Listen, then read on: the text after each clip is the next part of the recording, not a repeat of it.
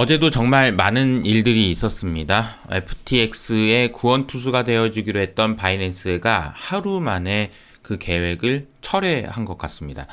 그런데 저는 개인적으로 좀 더 인상적이었던 것은 미국의 최종금리가 6%까지 올라갈 수 있다라는 의견이었습니다.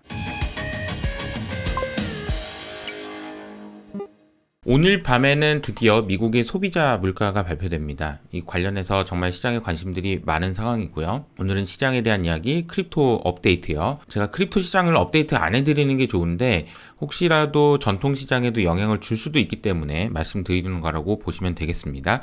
그리고 6% 최종금리 이야기를 해보겠습니다. 시장은 어제 다우가 1.6%, 나스닥이 2%, S&P 1.7% 하락했습니다.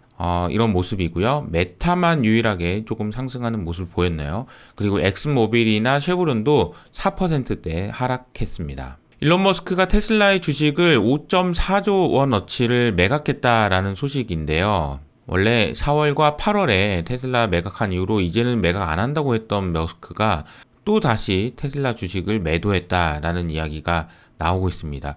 어떻게 보면은 일론 머스크가 트위터를 인수하겠다라는 의사를 밝힌 이후에 무려 42%나 주가가 하락했기 때문에 비난 여론들이 거세지고 있는 상황입니다. 실제로 삼성증권의 이문영 연구원님께서도 테슬라 투자자들에게 매우 실망스러운 이벤트다라고 코멘트를 해주셨고요.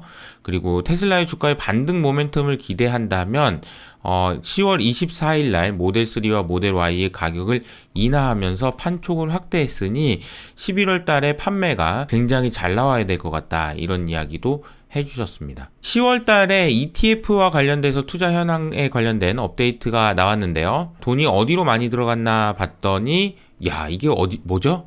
하이힐드 채권 ETF로 정말 많은 돈들이 들어갔구나 라는 걸 알 수 있습니다. 그리고 신흥국 주식으로는 2021년 이후로 계속해서 ETF는 매수가 이어지고 있고요. 그 와중에 2022년에 유럽 ETF로는 돈이 빠졌다라는 것을 알 수 있습니다. 테크 섹터로의 유입도 10월 달에는 굉장히 많았네요. 주가가 많이 빠졌다라고 생각하시는 것 같습니다. 최근에 이제 크레딧 관련해서 여러 가지 이야기들이 많이 나오고 있는데요. 크레딧 투자를 늘려야 되는 거 아니냐? 이런 얘기죠. 왜냐면은 어쨌든 경기가 안 좋아져서 이 시장이 망가질 때 크레딧 채권에 투자해서 돈을 많이 버셨던 경험들이 있는 분들은 바닥에서 주식을 사는 것보다도 훨씬 더 짜릿한 경험을 맛볼 수가 있거든요.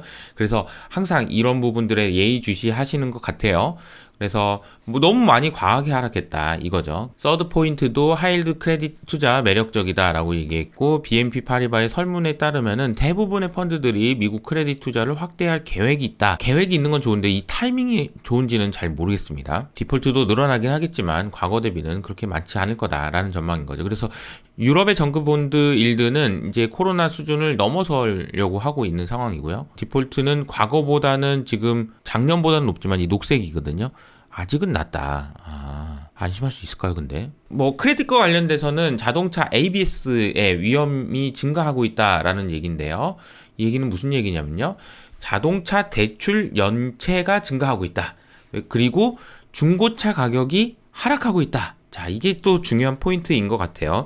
중고차 가격이 하락한다라는 것은 물가가 잡힌다라는 측면에서는 긍정적이지만 크레딧 리스크 이벤트 입장에서는 부정적일 수 있습니다. 그래서 아직까지 손실 가능성은 제한적이지만 서브프라임 자동차 ABS에서도 손실 가능성이 있다라는 우려들이 생기고 있습니다. 아직까지는 제한적이에요. 그래서 등급별로 ABS 스프레드를 보면은 BB 등급 같은 경우는 7%까지 올라가 있는 상황입니다. 그리고 서프라임 자동차 대출 연체가 늘어나고 있다라는 소식도 들리죠. 중고차 가격은 빠졌고요. 자, JP모건에서 투기 등급 회사채 디폴트 증가할 거다. 자, 이게 한편으로는 이게 기회다라고 보는 분들도 있는가 하면은 디폴트가 늘어나고 있다라는 이야기도 나오고 있어요. 특히 중국과 러시아의 투기 등급 회사채 디폴트가 앞으로 크게 증가할 것이다 라고 얘기했는데 중국의 투기 등급 기업의 20%, 러시아의 66%가 내년에 디폴트 될 거다.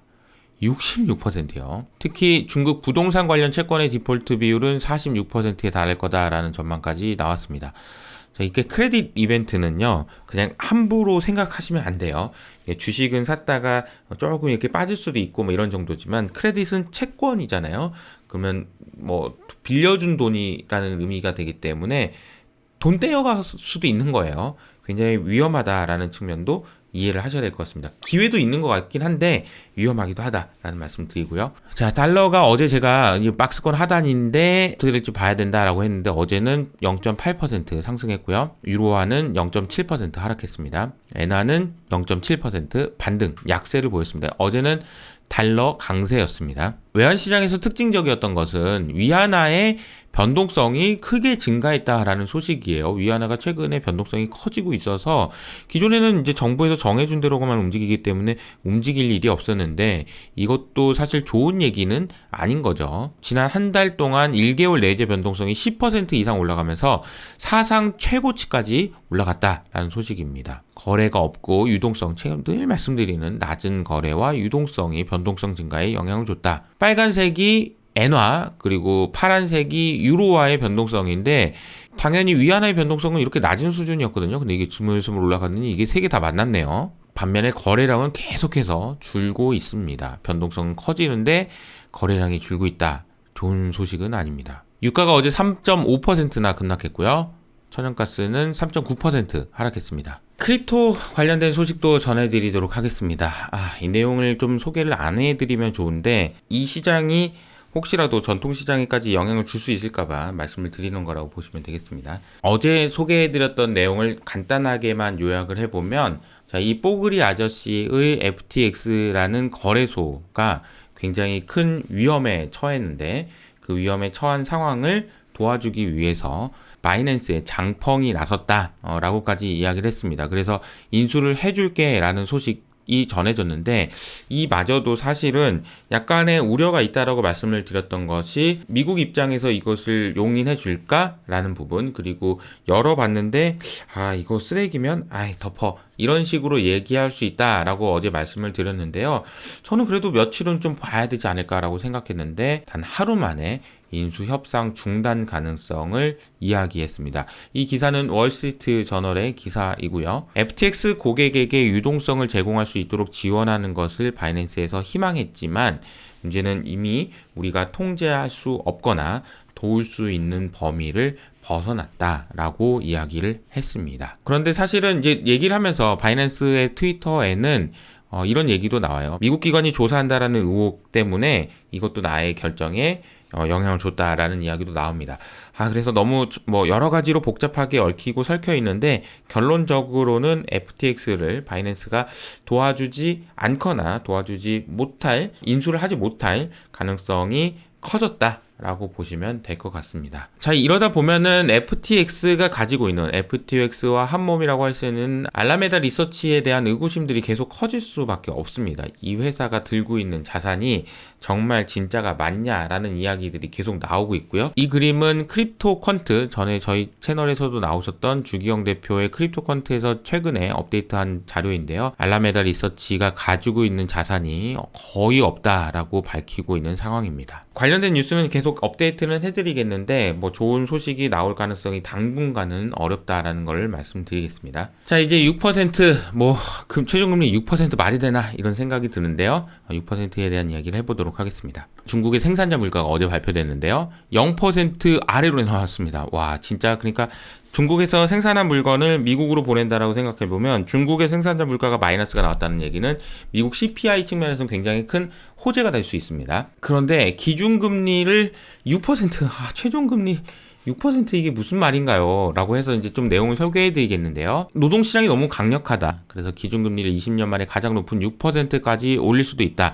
FHN 파이낸셜이라는 곳인데요. 4개월에서 5개월 내 인플레이션이 완화되기는 어려울 것 같다라고 이야기를 했습니다. 그리고 특히나 여기서 주목한 것은 향후 12개월 동안의 인플레이션에 대한 전망이 오히려 재차 상승하고 있다라는 것도 지목했습니다. 그래서 노던 트러스트도 인플레이션 하락하기 전까지 기준금리를 6.5%까지 올릴 가능성이 20% 수준이다. 슈왑 에셋도 기준금리 6%도 가능하다라는 이야기가 나오고 있습니다. 현재 시장의 전망은 5% 넘는 것도 힘든데 6% 웬 말이냐 이런 분위기고요. 실제 전망과 FHN 파이낸셜의 기대는 금리가 지금 이렇게 해서 5%에서 이렇게 낮아질 거로 봤는데 그게 아니고 더 올라갈 거라는 전망이 나왔다는 거죠. 닉 티밀하우스도 해당 기사를 트위터에 소개하면서 이게 옛날에는 계속 새로운 금리가 4%였는데 5%도 될 수 있다고 하고 또 6%도 될 수도 있다고 하고 이거 참 어렵네 이런 얘기를 하셨습니다. 그리고 이제 제가 오후에 오늘 소개해드릴 영상인데요. 서머스죠. 레리 서머스 교수 역시 저는 최종금리에 대한 예상치를 상향했다고 하면서 그렇게 된다는 얘기는 아니지만 6% 이야기를 서머스 교수님도 하셨습니다. 그러면서 이제 최근에 금리가 인하될 수 있다, 뭐 피보팅 이런 얘기하는 분들은 그 사람들의 논리는 1도 없다 이렇게까지 강력하게 1도 없다라고 얘기하는 것도 내가 후하게 얘기해 준 거다라고 아주 강력하게 이야기를 하시더라고요. 그래서 그 내용을 제가 번역을 해서 업로드 해드리도록 하겠습니다. 또 하나의 리스크가 있는데요. 중간선거 이후에 부채 한도 협상이 시장을 흔들 수 있다. 또 다른 리스크가 있다라는 얘기네요. 중간선거 이후에 부채 한도 이슈가 다수 공화당 의원들이 나중에 부채 한도 카드를 이용해서 정책 양보를 이끌어낼 거다 이런 이야기가 나오고 있습니다. 참 개인 투자자들의 63%는 부채 한도 협상이 2011년보다도 나쁠 것 같다라고 이야기를 했습니다. 미국의 부채 한도를 보면요. 자, 여기 1990년대 5조 달러에서 계단식으로 부채 한도 도달하면 올리고 도달하면 올리고 도달하면 올리고 도달하면 올리다가 코로나 때 22조 달러에서 28조 달러까지 한 번에 늘려버렸거든요. 지금 얼마일까요? 지금은 무려 31조 달러입니다. 자, 여기서 5조 달러였는데 지금은 31조 달러까지. 부채 한도는 저는 왜 있나 잘 모르겠어요. 미국 중간선거가 아직 결과가 나오진 않았는데요. 정말 박빙인 것 같습니다. 일단은 바이든 정부가 그래도 생각보다는 선전했다는 이야기가 나오면서 이 뉴스도 사실 어제 이제 주식시장에도 영향을 준 것 같고요. 그런데 이제 오늘 밤에 나오는 CPI가 훨씬 더 중요한 거라서 오늘도 계속해서 시장을 모니터링 해봐야 될 것 같다라는 생각이 드네요. 저는 여기서 인사드리도록 하겠습니다. 지금까지 이호석 아카데미였습니다. 감사합니다.